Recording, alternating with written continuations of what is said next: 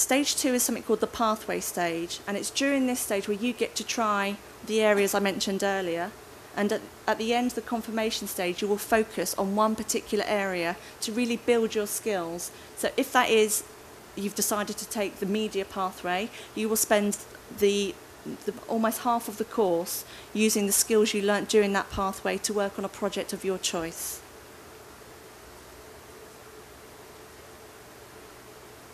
So after foundation, this leads on to undergraduate. So it's called higher education and undergraduate.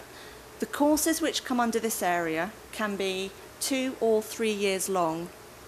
Generally, foundation degrees, they are different to foundation. They're a 2-year course, they're very vocational, and at the end you're qualified with a foundation degree. If you want to then top that up to be a BA Honours degree, you can do a 1-year top-up. Now we have 3 or 4 year undergraduate courses. The 4-year courses take 2 forms. One of them can include a specialist year 0. So instead of doing a foundation course where you try all the different areas of art and design, if you know you want to do film, for instance, you might do a film year 0, which is a basic level course which will prepare you to do the undergraduate course. Other 4-year courses available are called sandwich courses, where you will spend 1 or 2 years on the course at a university. You will then spend a year in industry and then come back to finish. So that makes the course 4 years long. But the standard in the UK for a BA Honours course is a 3-year full-time course. Each university is different, but generally in year 1 of an undergraduate course you do lots of skills learning where we teach you the skills, whether it's fashion, whether it's graphics or fine art. We will teach you the skills in order to be able to do that course. In year 2 you'll start to specialise in a particular area, and you would normally have an industry placement which you're assisted with the university. So if you're studying fashion, you may go to a fashion house. If you're studying film, you may go to film studios or the BBC. So depending on which kind of subject area you're looking to study would depend on what industry placement you have. And then in year 3, it's normally with the culmination of all the learning that you've done, that you do a final major project and a dissertation. And the dissertation is a large piece of written work, generally in English as well. And even students in the UK don't like doing that.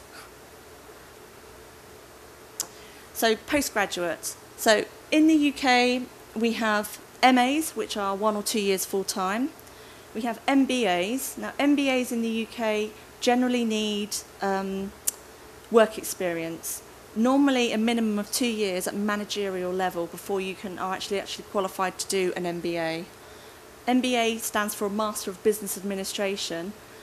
But within the creative arts now, we have specialist MBAs, so you might be able to find an MBA that's particularly for a creative industry. At the University for the Creative Arts, we have an MBA for creative industry management that you apply to any particular area. And then after this, we have MPhil and PhD, which is very much about research. So what makes postgraduate different to undergraduate is that it's very much about you as the student setting the project. So you will be telling us through your project proposal what area you wish to study. So if you are looking at fashion, for instance, you might be experimenting in a particular way of making or designing.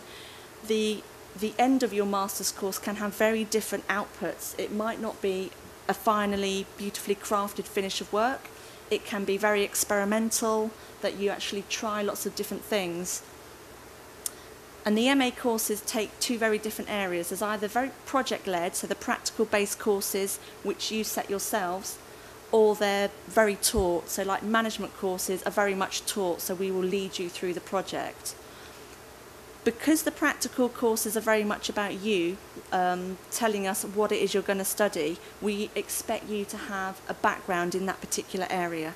So if you want to do a postgraduate course in animation, we'd expect you to already have animation skills. You would perhaps have already made a film, and so we will give you access to the facilities, help you with research skills, and help you direct the way your project's going, but you're very much expected to already have the skills in order to be able to do your animation.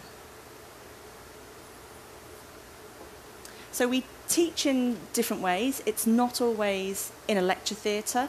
It can be one-to-one with the tutor. It can be in workshops where you're doing practical-based sessions. It can be something called peer-to-peer learning, where you learn off of other students. And we do something called critiquing. I'm not too sure if you have that within the way you're taught here in Brazil, whereas you as students present your work to the rest of the group, and the rest of the group gives feedback, negative or positive, however that will be. But as part of being a designer, it's all about understanding how other people react to your work, and that's a fundamental part of the way we learn and teach art and design in the UK. So there's also obviously lecture rooms, there's lecture theatres. If you're doing a practical-based course, check out the facilities that university has, because if you're studying film, of course the university should have film studios, so you want to make sure that all the facilities are there for what you need. Our staff are normally working in industry. Within art and design, the staff at the university who are there full-time are a small proportion of our staffing cohort. So we might have like 0.4 of our staff are there full-time. They're the course leaders, they're the people that write the course. But the people who teach you are generally practicing in industry. They have their own companies, or they're working in industry. So the skills you're being taught are actually what is happening in industry. So at the end of the course, the skills that you have are you're ready to go straight into industry, out to get a job. You won't necessarily need to take more professional development.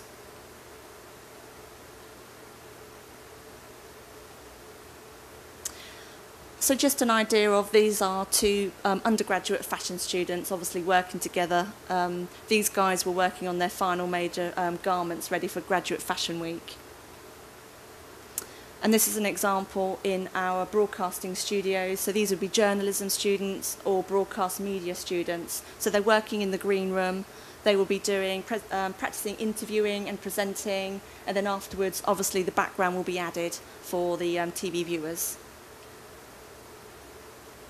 So again, a little bit more about how you learn. So formal lectures, seminars and critiques.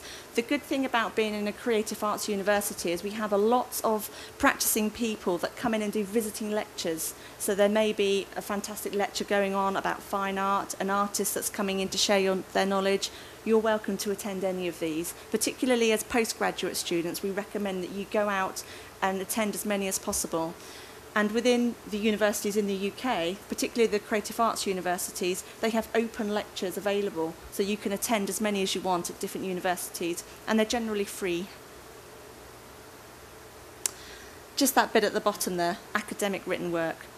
Within the UK, particularly at undergraduate, in order for it to be a BA honours course, 20 to 30% of it has to be contextual studies. So it's not just about the practicing element of the course. You have the written element as well, where you do contextual studies, essay writing, you do art history, or the history of the subject area that you're studying.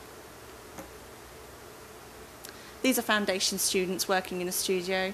There's lots of different methods of working. They can, when they do working in a big group, they are generally all come together, and the studio is never tidy. So how to apply for the courses. If you're applying for an undergraduate course, it's the same as any undergraduate course in the UK. You have to apply through UCAS. There's generally one deadline for this, which is the 15th of January, and you apply online through ucas.com. So you send your application off to them.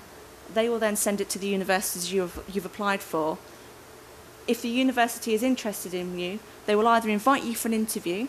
If you're unable to attend that interview, they'll ask to see your portfolio. And so this is when you bring your pieces of work together and you send it through email or on a disk, however the university asks you to send it in. So think about your portfolio at this point. If you're not there to talk about your work, your portfolio has to represent you. So make sure it's understandable. So if your work is about something in particular, make sure you include a written piece about it, so the person who's looking at your work can understand how you were thinking at the time and what you were hoping for the output of your work.